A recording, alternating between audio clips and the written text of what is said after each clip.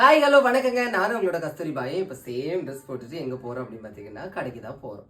சரியா? இதில் ஒரு சுவாரஸ்யம் என்ன அப்படின்னு பார்த்தீங்கன்னா, நான் எங்கேயாவது ஒரு இடத்துக்கு கூப்பிட்டேன் அப்படின்னா எங்கள் அம்மா கிளம்புறதுக்கு அங்கே போவா இங்கே போவா, மீன் வாங்கி கொடுப்பா, மீன் கழுவி கொடுப்பா, குழு குருவா கொண்டு கொடுப்பா, அதை கொடுப்பா, இதை கொடுப்பா, 1000 செய்வா பார்த்துடுங்க. இன்னைக்கு அவளுக்கு ஒரு பொருள் வாங்க போறேன்னு சொன்னதான் உண்டு. எனக்கு முன்னாடி குளிச்சு முடிச்சு எடுத்து கிளம்பி உட்காந்தாச்சு. அது இப்படிதான் சொன்னாம்மா. பத்தியில எப்படி ஏமாத்துக்கான்னு.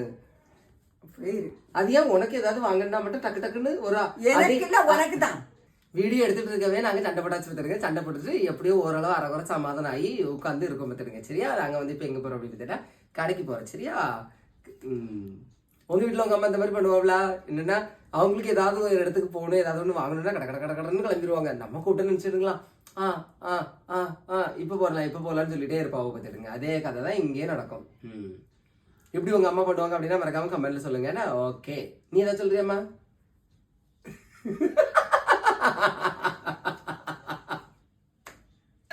ஏதோ ஒன்று பேசணும் பார்த்துடுங்க. எதுக்கு தேவையில்லாம பேசான்னு சொன்ன உடனே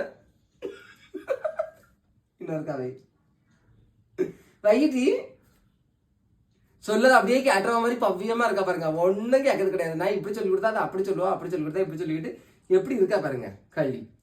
ஓகே, லைக் பண்ணுங்க. தேங்க்யூ.